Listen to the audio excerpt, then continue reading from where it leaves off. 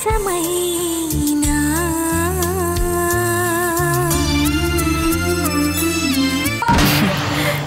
കുരുത്ത ജന്മഗീതു എന്റെ. ഏത് നിമിഷം ഒരു വെടിയുണ്ടയോ ബയനറ്റിന്റെ കുത്തോ നെഞ്ചു തുളച്ച് കയറുമെന്ന് പ്രതീക്ഷിച്ച് ജീവിച്ച ഒരച്ഛന്റെ മകളാ ഞാൻ. അച്ഛനോ അമ്മയോ മരിച്ച അത് നാടിന് വേണ്ടിയാ, പുതിയൊരു നാളേക്ക് വേണ്ടിയാ. അതുകൊണ്ട് കണ്ണിൽ നിന്ന് ഒരു തുള്ളി കണ്ണുനീര് വീഴരുതെന്ന് പഠിപ്പിച്ച അമ്മയുടെ മകളാ ഞാൻ. ആ എന്നെ ഭയപ്പെടുത്താൻ ഈ ജന്മം നിനക്ക് സാധിക്കില്ല. പക്ഷേ നീ പേടിക്കും. ഈ വാചകമല്ലാതെ പെട്ടെന്നൊരാൾ ടോ എന്ന് പറഞ്ഞാ പേടിച്ചു പോകും നീ.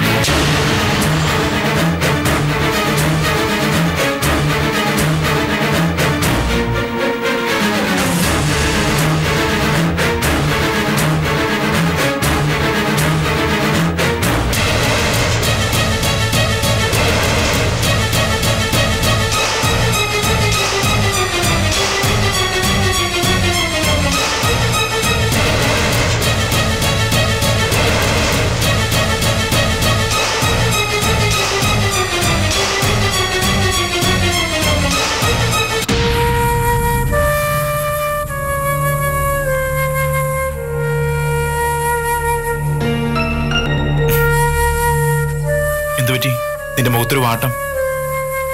അറിയില്ല സിദ്ധു, രാവിലെ മുതൽ വല്ലാത്തൊരു അസ്വസ്ഥത, ഒരു മനം പുരട്ടല്. ഇപ്പൊ ആഹാരം കഴിക്കാൻ വന്നിരുന്നിട്ട് കഴിക്കാൻ പറ്റുന്നില്ല. രാവിലെ കഴിച്ച വല്ല ആഹാരം വയറ്റി പിടിച്ചിട്ടുണ്ടാവില്ല, അതുകൊണ്ടായിരിക്കും. ഏയ്, ഞാനങ്ങനെ പ്രത്യേകിച്ചൊന്നും കഴിച്ചില്ല. എന്നും കഴിക്കുന്നത് പോലെ തന്നെ. എല്ലാരും കഴിച്ചതുപോലെ പാലപ്പവും സ്റ്റൂവല്ലേ കഴിച്ചത്. പിന്നെന്ത് പറ്റി? ആവോ അറിയില്ല.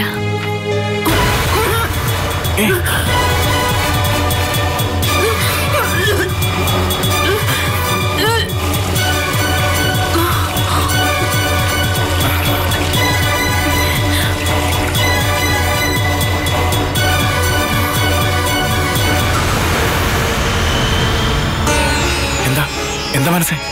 എന്താ അറിയില്ല ഗൗരിജി, രാവിലെ മുതല് ഛർദിക്കാനുള്ളൊരു ടെൻഡൻസിയാ. ഇപ്പൊ ആഹാരം കഴിച്ചപ്പോ പെട്ടെന്നൊരു വല്ലായിക. എന്തെങ്കിലും വയറ്റി പിടിക്കാതെ കിടപ്പുണ്ടാവും. നോക്കട്ടെ.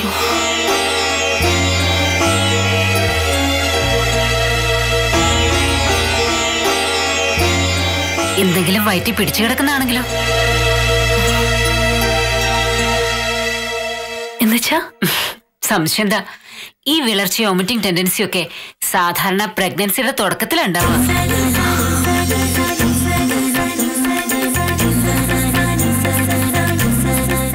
ഹോസ്പിറ്റലിൽ ഒന്ന് കാണിക്കല്ലേ എടുത്തി? ഓ, ഇപ്പൊ അതൊന്നും വേണ്ട, കൺഫേം ആവട്ടെ. നീ ഒരു പ്രഗ്നൻസി ടെസ്റ്റിന് കാർഡ് വാങ്ങിച്ചോണ്ട് വാ, നമുക്ക് ഇവിടുന്ന് നോക്കാം. എന്നിട്ട് ഹോസ്പിറ്റലിൽ പോയാൽ മതി. അല്ല, ഈ കാർഡ് അതൊന്നും അറിയില്ലേ? എല്ലാ മെഡിക്കൽ സ്റ്റോറിലും കിട്ടും. പ്രഗ്നൻസി ടെസ്റ്റ് എന്ന് പറഞ്ഞാൽ അവർക്കറിയാം.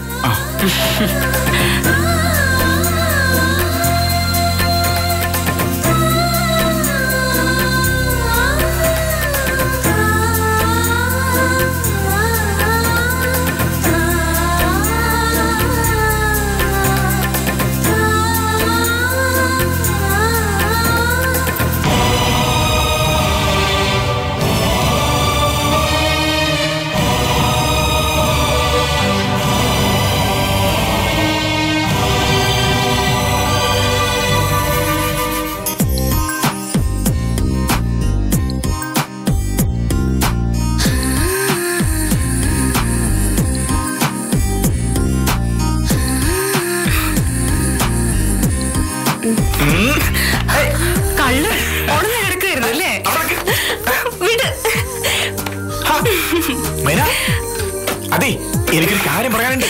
കാര്യമൊക്കെ പിന്നെ പറയാം. മൈന, മൈന,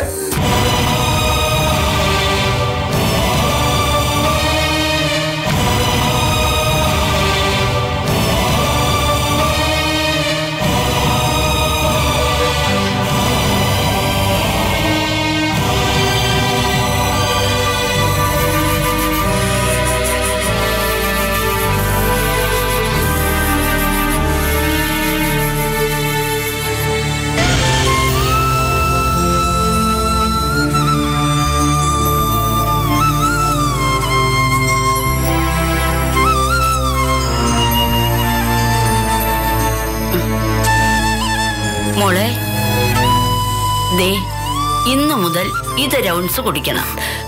വയറിന് നല്ലതാ. എന്താ അമ്മണിയമ്മ ഇത്? ഇത് കുറുന്തോട്ടി കഷായം. ഗർഭകാലത്ത് ഇത് ഏറ്റവും നല്ലതാ. ഇത്തിരി കൂടിപ്പോയാലും കുഴപ്പമില്ല. ഔഷധമല്ലേ ഇത്. കയ്പാണോ? കയ്പൊന്നുമില്ല, കുടിക്ക്. കുടിക്കരുത് മോളെ, അത് കുടിക്കരുത്. ഇവർക്ക് ചാരായം മാറ്റിയേ പരിചയമുള്ളൂ. ഇത് കുടിച്ചാ കറങ്ങി വീഴും. ഈ ഫ്രൂട്ട്സ് കഴിച്ചേ, അല്ലാതെ ഇമാതിരി കഷായം ഒന്നും കഴിക്കരുതേ മോളെ. പാകം തെറ്റിയതാണെങ്കിൽ കുഞ്ഞിനാ കേട്. എനിക്ക് പാകമൊന്നും തെറ്റില്ല. എന്നെ വിശ്വാസമല്ലേ കഴിക്കണ്ട. അമ്മിണിയമ്മ ഞാൻ കഴിക്കാം.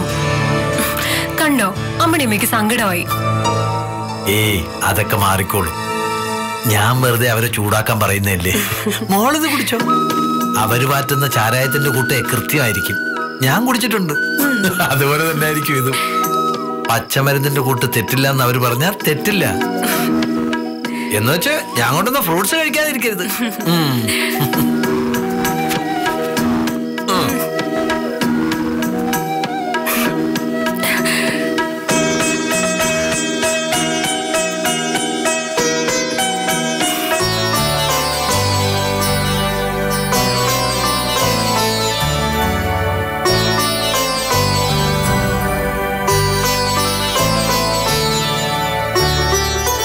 വിശേഷം ഉണ്ടാവോ സിദ്ധു?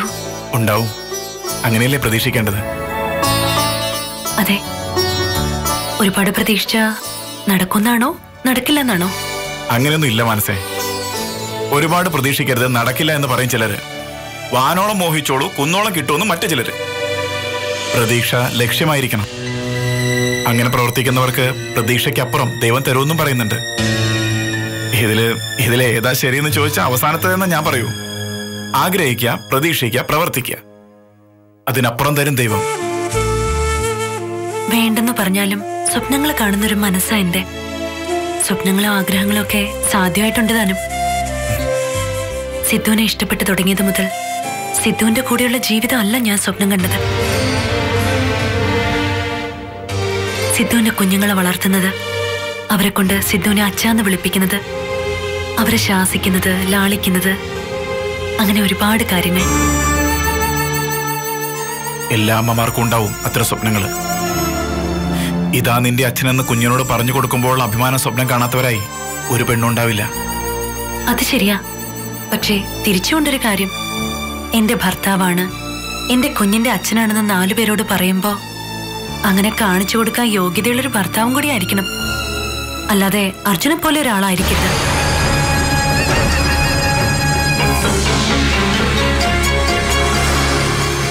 അച്ഛന്റെ സ്വഭാവം വെച്ചാണെങ്കിൽ മൈനയുടെ കുഞ്ഞു വഴിതെറ്റിപ്പോ.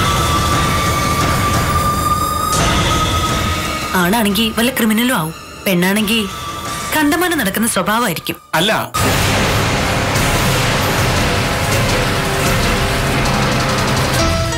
അല്ല അങ്ങനെ വരണമെന്ന് നിർബന്ധമൊന്നുമില്ല. സംഭവിക്കാം, അത്രേ ഉള്ളൂ. സാധാരണ കണ്ടുവരുന്നതല്ല അങ്ങനെയാ. എന്തായാലും എനിക്ക് അവസ്ഥ വരില്ല. എന്റെ കുഞ്ഞിന് സിദ്ധാർത്ഥന്റെ സ്വഭാവം കിട്ടിയാ മതി. എനിക്കിത്തിരി വാശിയും മുൻചുണ്ടിയും ഒക്കെ കൂടുതലാ. എന്റെ കുഞ്ഞിനത് വേണ്ട. എനിക്ക് അഭിമാനത്തോടെ പറയണം എന്റെ കുഞ്ഞിന്റെ അച്ഛനെ കുറിച്ച്.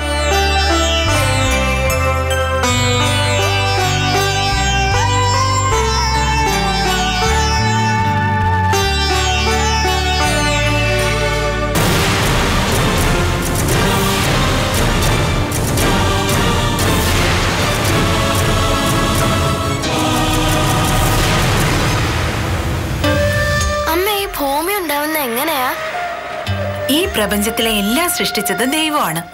ഭൂമിയും ഭൂമിയും. സാരങ്ങനെയല്ലല്ലോ പറഞ്ഞത്.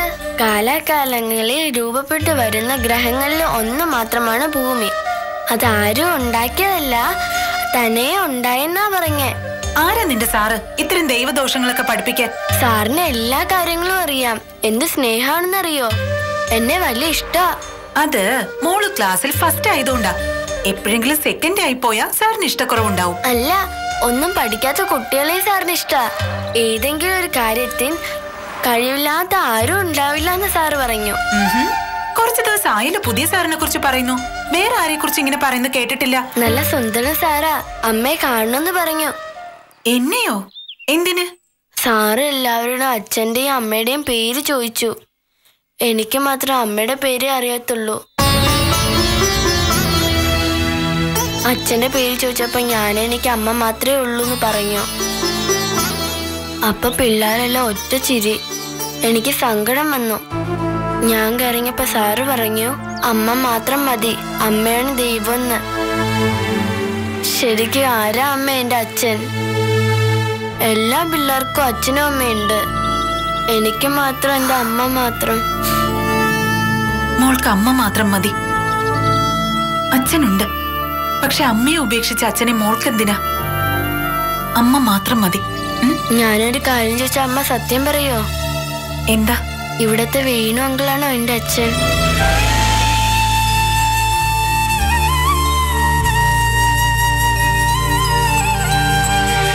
ഇന്ന് മോളോട് ആരാ പറഞ്ഞേ? അങ്കിളാ പറഞ്ഞത്. അമ്മയ്ക്ക് ഇഷ്ടമില്ലാന്നേ ഉള്ളൂ, സത്യത്തിൽ എന്റെ അച്ഛൻ അങ്കിളാന്ന്. എന്നെ എപ്പോഴും നിർബന്ധിക്കും അച്ഛാന്ന് വിളിക്കാൻ. വിളിക്കരുത്, ഒരിക്കലും അങ്ങനെ വിളിക്കരുത്. മോൾക്ക് അച്ഛനില്ല, അമ്മ മാത്രമേ ഉള്ളൂ. അല്ല, ഈ ഭൂമിയില് പൂവനില്ലാതെ ഒരു പെടയും മുട്ടയിട്ട് വിരിയിച്ചിട്ടില്ല. അക്രമിയും ആഭാസനൊക്കെ ആണെങ്കിലും ഭാവിയിൽ എപ്പോഴെങ്കിലും നിനക്ക് ചൂണ്ടിക്കാണിക്കേണ്ടി വരും സമൂഹത്തിന് മുമ്പിൽ എന്നെ. ദാ നിൽക്കുന്നു എന്റെ കുഞ്ഞിന്റെ അച്ഛനെന്ന്. മോളകത്തു പോ.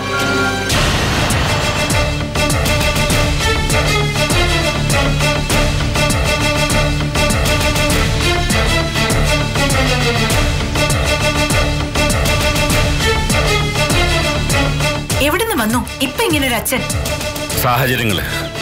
സാഹചര്യങ്ങളാണ് പല ബന്ധങ്ങൾ കൊണ്ടുവരുന്നതും കൊണ്ടുപോകുന്നു. ഏത് സാഹചര്യത്തിലായാലും ഇങ്ങനെ ഒരു അച്ഛനെ എന്റെ മോൾക്ക് വേണ്ട.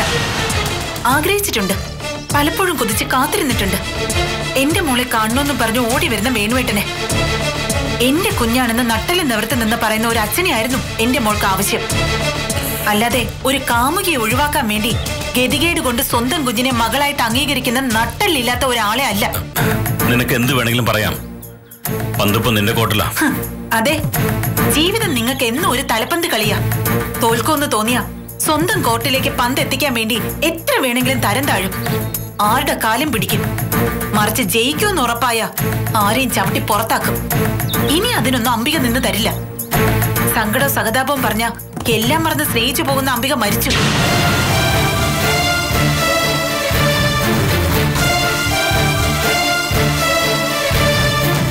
നിങ്ങളുടെ സത്യസന്ധത തെളിയിക്കാനും ഗീതുവിനെ പുറത്താക്കാനും കൂടെ നിൽക്കണമെന്ന് കാല് പിടിച്ചതുകൊണ്ടാണ് ഞാൻ ഇവിടെ നിന്നത്. എന്റെ മോളെ സ്വാധീനിച്ച് എന്തെങ്കിലും നേടാൻ ആ ഭാവമെങ്കിൽ ആ നിമിഷം ഞാൻ ഇവിടുന്ന് പോകും.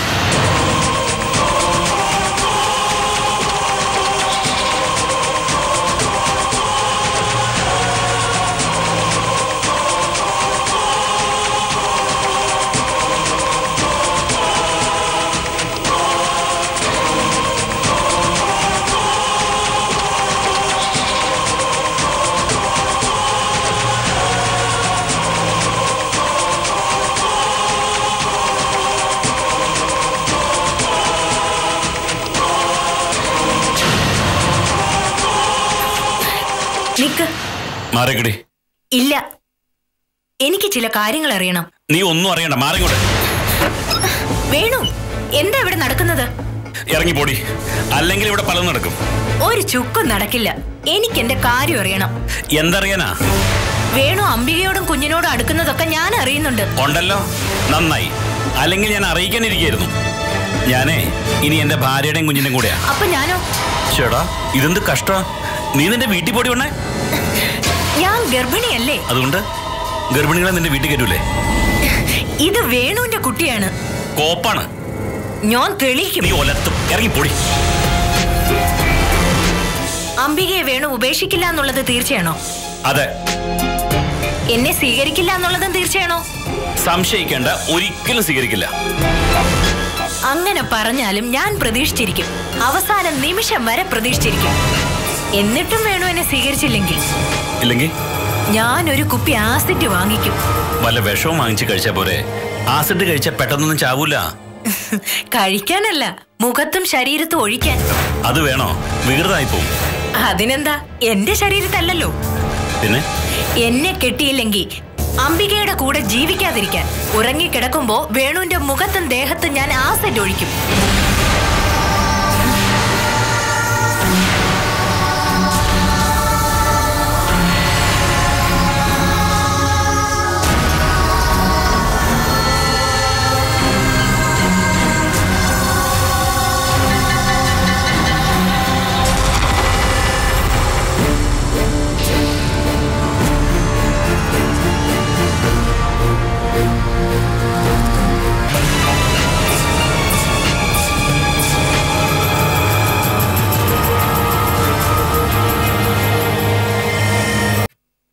പ്രഗ്നന്റ് ആയിരിക്കോ ഗൗരി? ലക്ഷണമൊക്കെ വെച്ചിട്ട് ഒരു സാധ്യത കാണുന്നുണ്ട്. ഉറപ്പൊന്നുമില്ല. ഇപ്പൊ വേണ്ടിയിരുന്നില്ല ഇത്ര പെട്ടെന്ന്. ഓ, കുട്ടികളൊക്കെ നേരത്തെ ആവുന്നതല്ലേ നല്ലത്. നമുക്ക് ആരോഗ്യമുള്ള കാലത്ത് കുട്ടികളെയൊക്കെ ഒരു കരക്കെത്തിക്കാൻ കഴിയില്ലേ? അവളെന്തേ? അകത്തുണ്ട്. സംശയമുണ്ടെന്ന് പറഞ്ഞപ്പോ തന്നെ അവള് നല്ല ത്രില്ലില്ല. വാങ്ങിച്ചോ? എന്താ? പ്രഗ്നൻസി ടെസ്റ്റ് ചെയ്യാനുള്ള കാർഡാ. ഉറപ്പിക്കാലോ.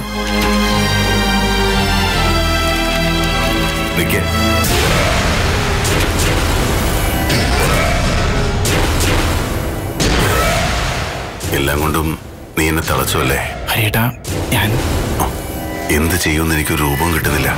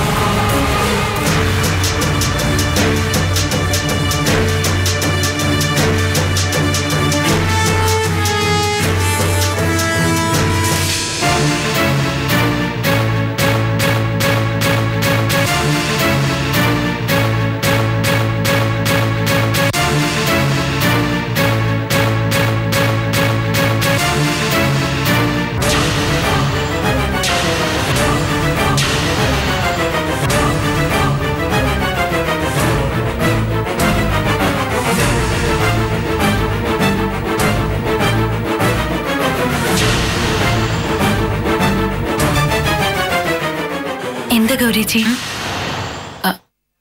ഒന്നുമില്ല. എന്നുവെച്ചാ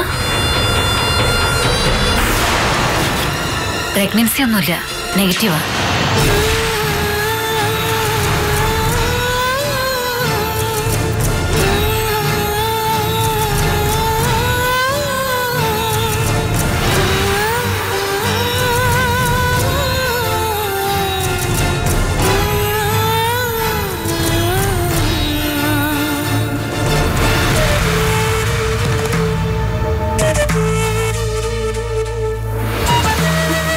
എന്താണിത്?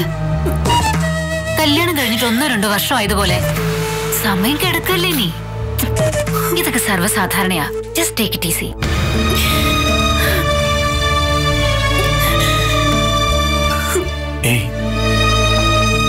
ഗൗരിയേച്ചി പറഞ്ഞല്ലേ ശരി. സാരമില്ല. ഞാൻ ഒരുപാട് ആഗ്രഹിച്ചു. അതാ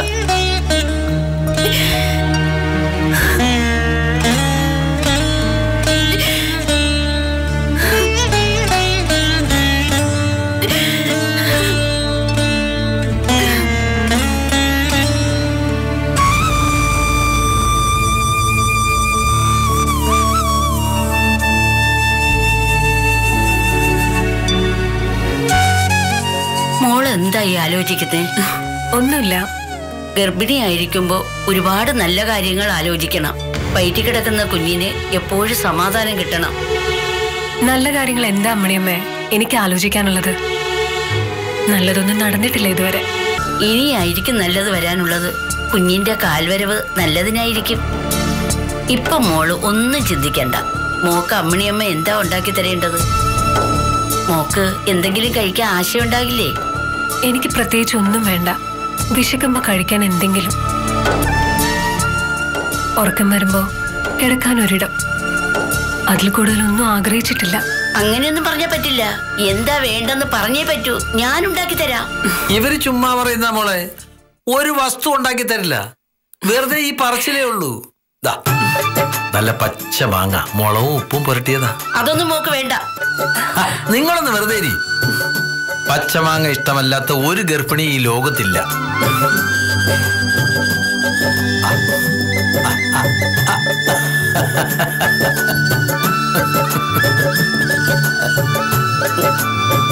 കൊതി പിടിപ്പിച്ച് മോളെ വയറ് കേടാക്കാതെ ഒരു കഷ്ണം എടുത്ത് കഴിച്ചോ? എനിക്ക് വേണ്ട. അങ്ങനെ പറയല്ലേ. കഴിക്കാൻ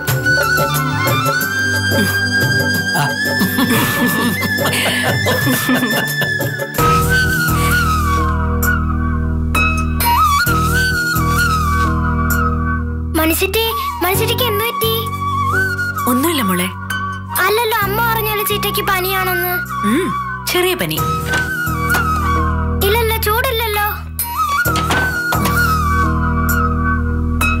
അച്ഛാ, മണിച്ചിട്ടയ്ക്ക് പനിയൊന്നും ഇല്ലല്ലോ. എന്നിട്ട് അമ്മ പറയാ പനിയാണെന്ന്. ഏയ്, പനിയൊന്നുമില്ല. മോളകത്തിയെന്ന് അച്ഛനോട് നല്ല കാപ്പി ഇട്ട് തരാൻ പറ അമ്മയോട്.